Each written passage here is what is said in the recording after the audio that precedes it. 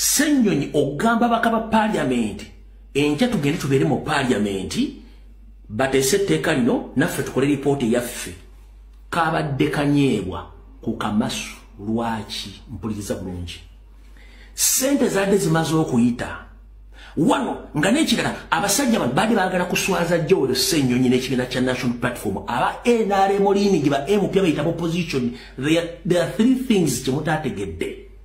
One, babadde baagala kuswaza Joel Ssenyonyi, badde baagala kuswaza Nuupu, badde baagala kuswaza president waffe bintu bisatu.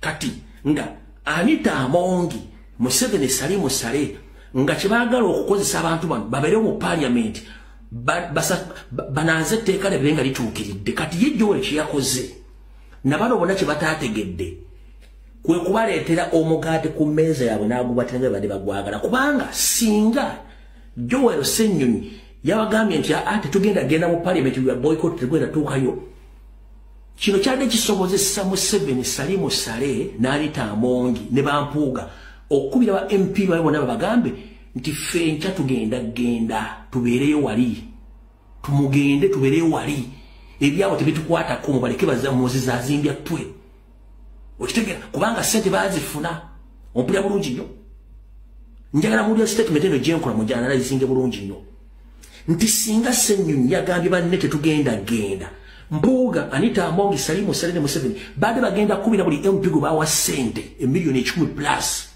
nti he or she has to attend the parliament sitting ku lunaku olwo. Kati bwe bafunye intelligence eyo mukulu Joel Ssenyonyi ne banne ne basalawo bayita olukuŋŋaana emeeting gye babaddemu ne bakola resolution bagenda mu parliament ng'okugenda mu parliament kino kyawadde essuubi enkwezengeza NRM liini geziri mu opposition okulowooza nti omuzannyo gwe bagenda gubazannyira nga bagulowooza gutya tugende mu parliament nga bwe twakiteesezzaako nti ye tutuule ebyogera byogere batuuke okulonda wawe kuli naffe tulage sayidi yaffe batuwagira bati tuwagira then tusome minority report y'abantu abatono. Ani abaddeko ku channel ezimu eza TV bawandise statement bagamba nti owekitiibwa commissioner of parliament Mathias Mpuuga ye awakanye etteeka lino era yamaze dde okukola dda minority report. Ani alebye ku post eyo mala okunywa ku mazzi? Ani alebye post eyo? Yes, alright. Oli ku Yugi Updates TV ko sinzo bango tuliza webali kwekumira ku mayingu gano. Awo tugenda otandikira muganda wange ngamba sonirako kwebyo byoba oyinza okubeerawo nga totegedde. Olunaku olwokose eggulo nga parliamentary UPDF bill tenayisibwa amendment bill yesole nga tenayisibwa banji ba bloga mwavayo ku mikuto gya social media nga mugenda maaso n'okwataakinga Joel Ssenyonyi olw'okuba baali bamaze okubanga bafuna meeting Joel Ssenyonyi gye yayisa ne batuula ab'opposition bonna byonna ebyavayo ffe tetwabimanya naye wabula kye twamanyako kimu tibagenda ku boycottinga bayingire parliament oba abamu kye baalowooza nti Joel Ssenyonyi agenda kwekannanga aleme kugenda mu parliament baleme kulinnyayo wadde n'ekigere kyabwe n'ekimu naye ebyo byonna byabagwa nkoto.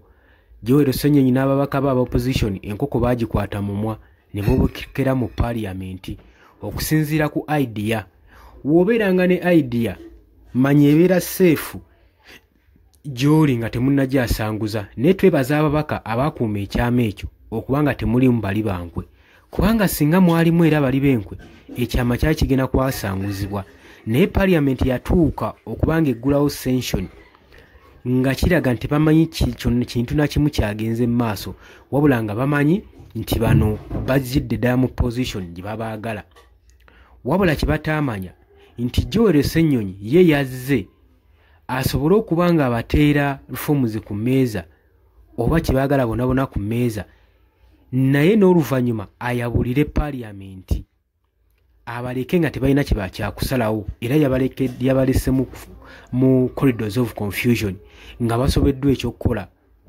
kubanga wali nga Lumbuye wabagambye nti badde bagenda kukuba amasimu ku buli mubaka wa parliament be bataawa ssente bebasuubize n'ezisinga ku ezo ze baagaba basobole okubanga bakiika. Gwe mbulira ku babaka baffe abajjudde omulugube ani yandiremedde okukiikayo. Era mbandivudde ne bagaffe tebitukwatako tuli bakiise katugende mu parliament. Era olaba mulimu abasigaddemu abali independent. Poziko mwabaddemu n'owanuupu omu be basigadde mu parliament. Oba okitegeera. So wano babadde bajja ku raisinga forms zonna ze baagala bopozinge nga bulijja opposition then n'oluvannyuma ensonga erandagge awo speaker parliament aveeyo agambe kati banne tugenda kuwanika emikono abasinga enamba mbungi kye tujja okugenda nakyo. Automatically aba National Resistant Movement babadde bajja kubanga bakubisamu mu bane enamba. Kati Joel Sonyonyi kyakoze kirungi nnyo obutalaga plan ze obutalaga kikyagenda kukola wabula action n'agikolera wakati mu maaso ga speaker nga tebannakirowooza nako nti nayinza okukikola. Babadde bamanyi buli kimu bakimaze, buli kimu bamaze okisetolinga, buli kimu bakibaze nga bakyagala, strategy yaabwe ekutteyo neeraba omwana wagenda abakuba empiki. So kikulaga engeri akazannyo kano ak'ebyobufuzi naddala ng'oli mubaka wa parliament ng'oli mukulembeze woyina okuba ng'obala nnyo empiki, woyina okuba kugamba ng'okola strategy mu bwongo nga kituufu ekumazaako.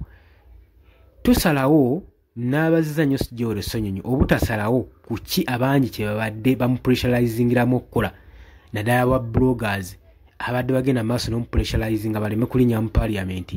Yes, endowooza yamwe yabadde nnungi naye tulondako ekisingako. Biyinza obba byonna birungi naye nga kuliko ekisingako. Katwebaza okuba nga Joel Sonyonyi leader of opposition yagenze maaso n'okulonda ekisingako ku ebyo. Era mmanyi babloga abamu byabakalidde ku mimwa bannange temupapanga kwogera nga temunnamanya lugero luddawe luggweredde kubanga saa yonna ebintu byandikyuka. Bakugamba it's not over until it is over. Tebinaggwa paka nga biwedde. Kati embeera eyo bwetyo bwe yabadde newankubadde etteeka lyayisiddwa naye opposition ekyalina enkizi y'amaanyi okupatitioninga etteeka eryo mu kooti ne lisobola okuba nga likobebwa kubanga teryafunye jurisdictions zimala kubanga liyisibwawo. Temuli public consultation teriimu. Abaka b'opposition lyagenza oyisibwa nga tebaliimu. Awo bonna baba beewadde omwagaanya okusobola okulaba nga etteeka lino lisobola okupatitioningibwa mu kooti ensukkulumu. Oli ku Yugi Update Civic osinza obba ng'otuuliza era nkutegeeza nti nno okola kyamaanyi nnyo. Webale kwekuumira ku mayengo gano mbaagala nnyo tujja kuba nga tukomawo. Mweraba.